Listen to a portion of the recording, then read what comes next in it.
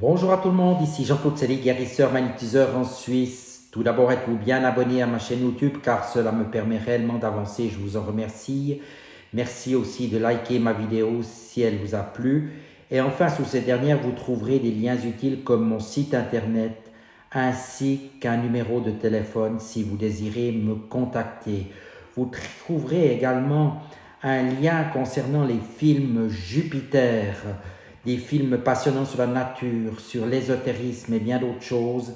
Et en tapant le code promo Colorado65, vous obtiendrez 10% de rabais. Aujourd'hui, nous allons parler de gastro-entérite du nourrisson.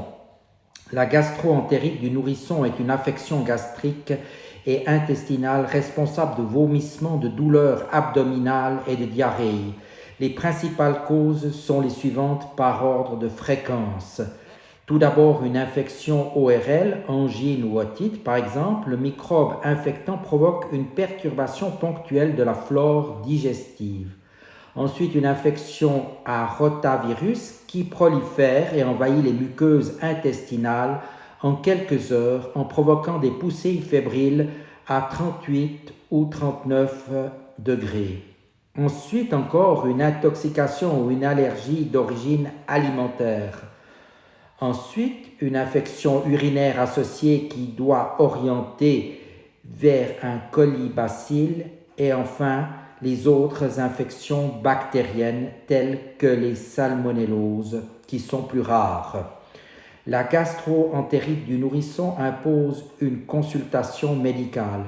C'est une maladie brève et passagère la plupart du temps, mais qui nécessite une observation rigoureuse. Le risque majeur est la déshydratation, conséquence de la diarrhée et des vomissements. La pesée du nourrisson est un paramètre fondamental qui permet d'évaluer l'évolution du statut hydrique. Une dermite du siège qui peut être érosive doit être prévue par des soins locaux appropriés. Quels sont donc les symptômes?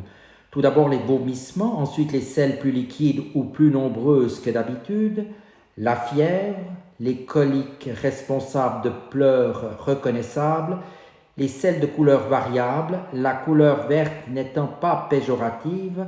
Par contre, il faut signaler au médecin s'il y a présence de sang.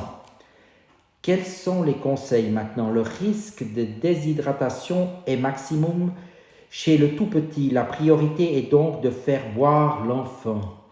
L'alimentation doit être modifiée. Elle tiendra compte de l'âge de l'enfant et la surveillance se fait par la mesure du poids et la prise de température matin et soir. Il faut téléphoner au médecin au moindre doute. Voilà quelques conseils précieux et n'hésitez pas non plus à me téléphoner si vous voulez avoir une aide complémentaire. Cela peut toujours soulager les maux et aider pour une guérison plus rapide. Je vous remercie de votre attention et vous dis à tout bientôt.